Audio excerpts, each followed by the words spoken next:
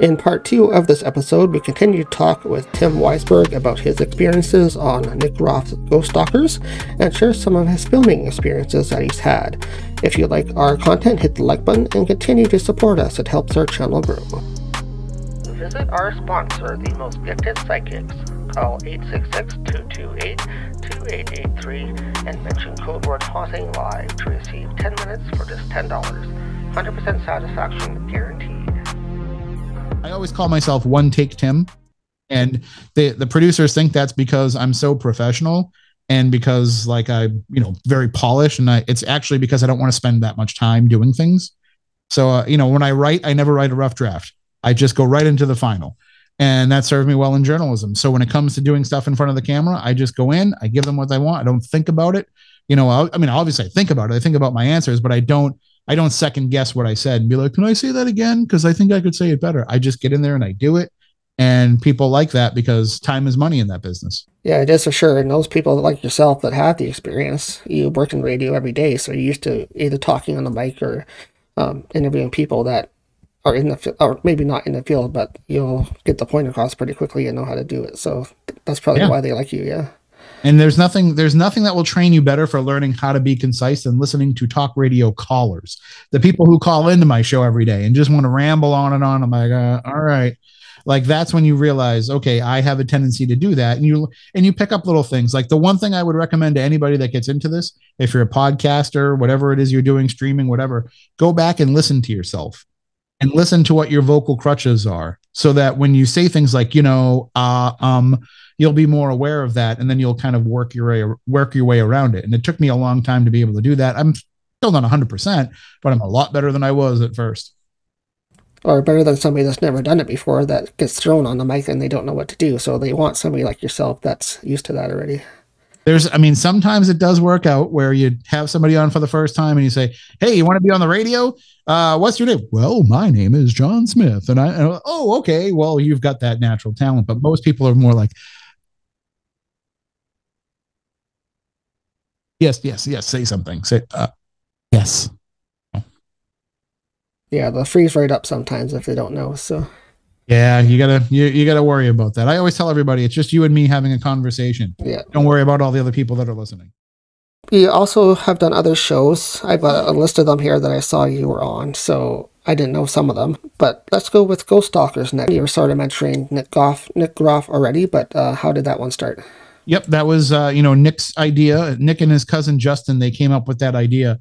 And with Ghost Stalkers, the idea behind that show was both John Tenney and Chad Lindberg, who are the two hosts of the show, they had the two investigators. They had John actually died. John had a death experience.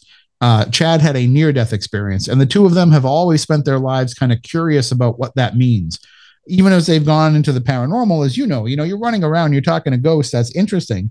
But it doesn't always make you ponder your own mortality. And these guys were kind of obsessed with that side of things.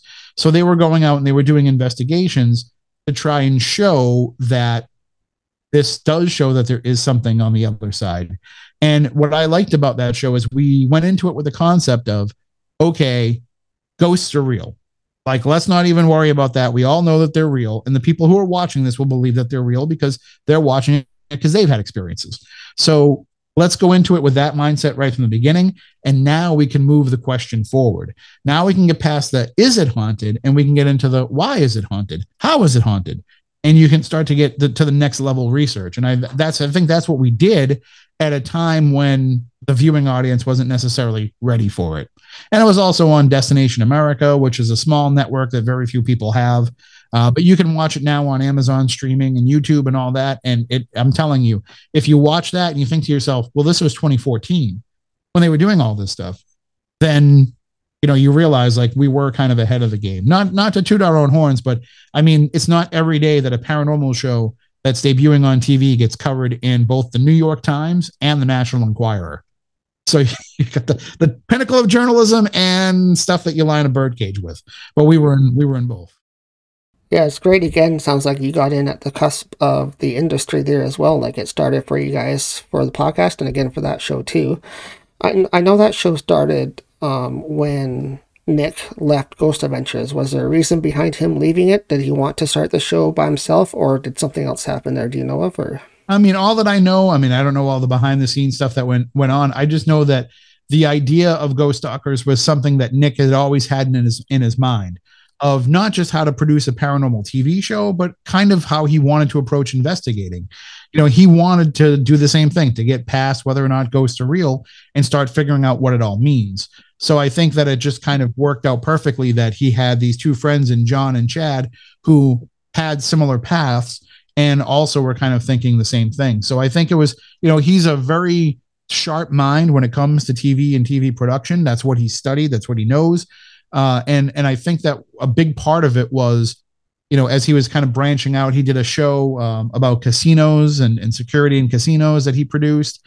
So I think as he was kind of producing these other shows, he realized, just because we can't use this concept for Ghost Adventures doesn't mean I couldn't create another ghost show. Yeah, it seemed weird timing that he just left Ghost Adventures at that time. Then he jumped to his own show. So I guess there was a gap there. People wondering what happened to Ghost Adventures and why he left. So I wasn't sure either. So. I still get those questions on Twitter all the time. And I just say, I don't know. All I know is he told me when to report to work, and I did. That's great that you have those connections and you're able to help him out with the show, and it was a good successful show, so that's good. Yeah, he's just a great guy. I see him now and then, and you know, we always say we're going to do more together. We just, neither one of us has the time, but he's just the person that he is on television, that like warm, caring person. That's exactly who he is. There's no pretenses with him. And how did the other cast come to be on the show? Like, I know, I forget her name now, but the one girl that works with him on the main show, Wildman. Yeah, he's had a few. So he worked with Katrina Weidman on Paranormal Lockdown, and then he was involved with the Ghosts of Shepherdstown show and Elizabeth Saint, and now, you know, he does his show Deathwalkers, which is, you know, mostly him. I haven't had a chance to catch up on it all, but you know, that's kind of, he always wanted to do that, to be the solo person, kind of locked in, experiencing all this stuff for themselves. And I'm glad that now he's in a position where he can explore all of his ideas and not worry about whether or not it's going to get on TV, because he realizes that to really move the paranormal question along, you have to kind of put TV aside, because TV production companies and networks have a very limited scope of what they think the paranormal is, and they're going to make you fit into that box. Well, that's a good question to change here too, I guess, is how does that work in your field? How have you found that? How have you found working with different networks and stuff? Has it been the same through T&E, through working with other TV networks? Has it been the same experience, or how do they view paranormal? I can tell you that, first of all, T&E is the best network I've ever worked with. Them and the production company that I worked with for the documentary on Tubi about Amityville, those were some of my best experiences. But I mean, everybody that I've worked with has been great. I think that what really bothered me is the production companies were always awesome. My EPs were always awesome. The showrunners, everybody was always great to deal with, and really kind of, and I dealt with people who were both television experts and people who were paranormal experts. So one season that I worked on of Ghost Asylum was produced by Erin Ryder. So, you know, she knows TV and the paranormal. And then some of the other folks that I worked with over the years, like, I picked up little things from everybody. But the one problem that I had is, as we were working on first working on Ghost Stalkers, the first episode revolved around a place that had a portal, where we suspected there was a portal. And all of a sudden, the network freaked out about this, like, oh my God, portals. Nobody's doing shows about portals. So they basically turned it into Portal Hunters, where they wanted them to go to all these places that might have a portal and bring in all this equipment that might detect a portal. And I'm just like rolling my eyes, saying, like, you have to understand that these things aren't everywhere. If they were everywhere, we would have a lot more problems on our hands. And so it got to the point where it turned into a drinking game. The people that watch Ghost Stalkers would have a bottle of their favorite liquor, and they would take a shot every time the word portal was mentioned. And people were passing out in the second act of the show. So that's just how much it got to be, like, ridiculous with the portal stuff. So that was rough. And then when I worked on Ghost Asylum, the first season that I worked on that, I'm bringing them all these places, and I would make what's called the Bible, the location Bible, where you're giving them all the information about the haunt, all the information about the history, and also, like, what kind of places they should go to and investigate, when they get there, and maybe some suggestions for different experiments they can try. And I was getting notes back from the network that would say, well, this sounds like it's a pretty nasty ghost. Is it a demon?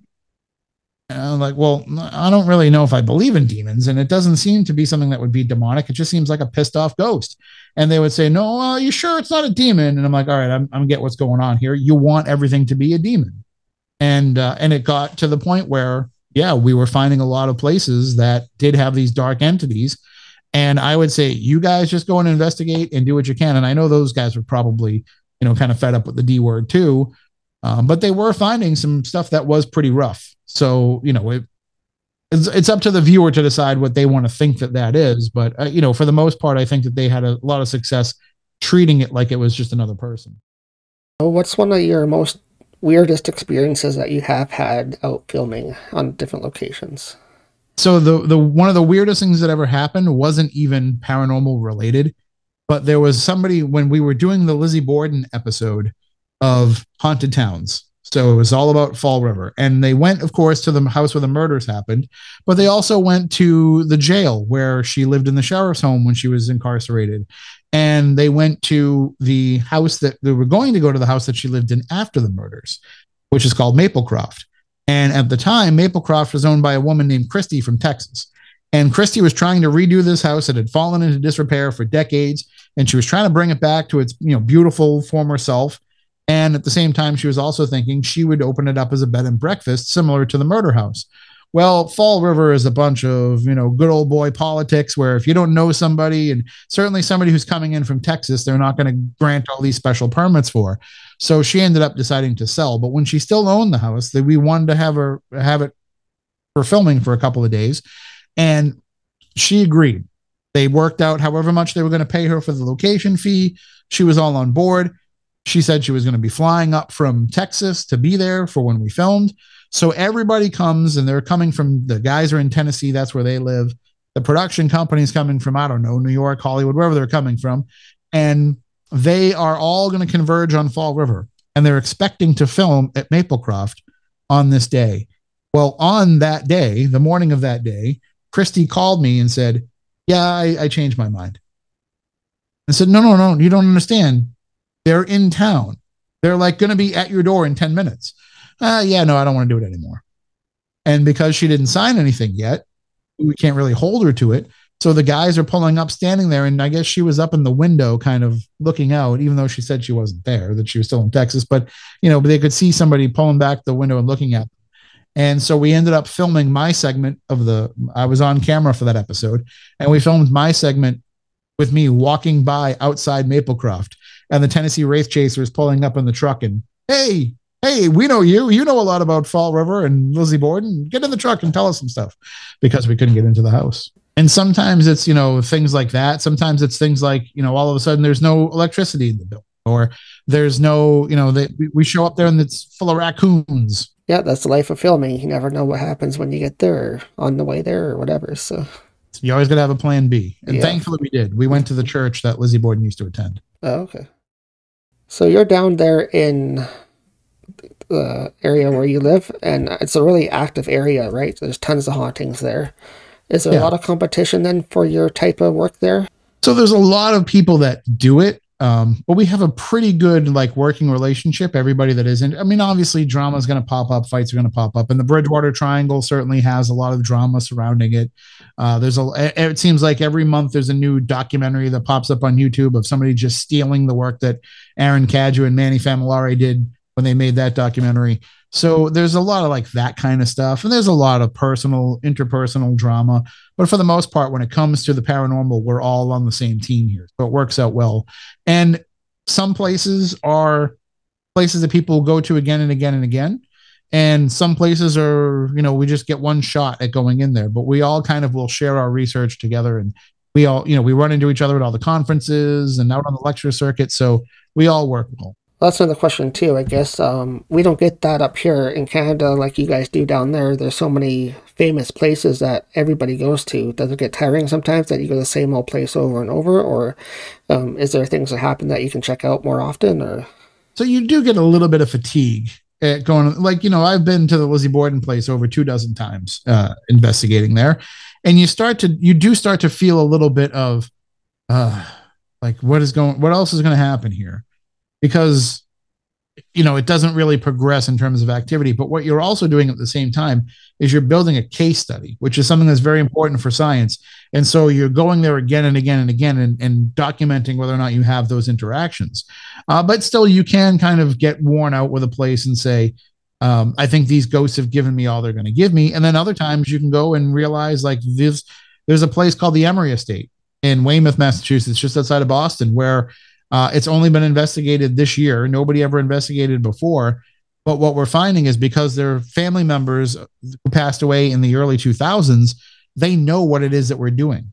And they know what the equipment is that we're using. So when we go into a house in New England and you want to like put a mag light down and have them touch the mag light, you have to say things like, "Oh, can thou come over and toucheth this candle?"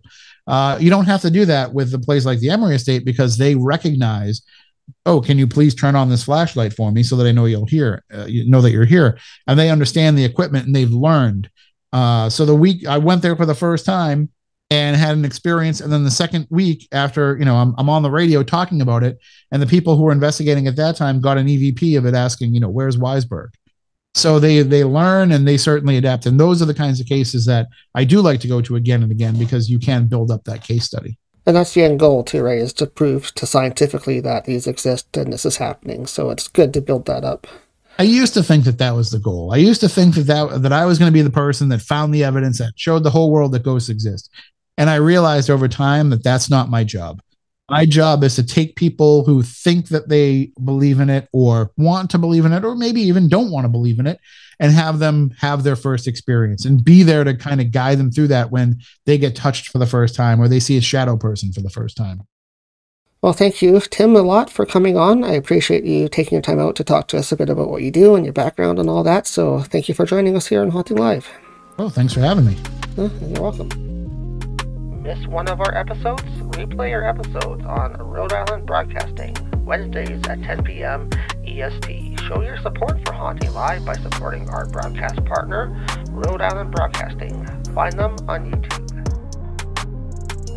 The paranormal can happen at any time, so that's why our Etsy store is always open. Get your paranormal items from cleansing to protection to attraction, all available now on our Etsy store. Search Haunting Live.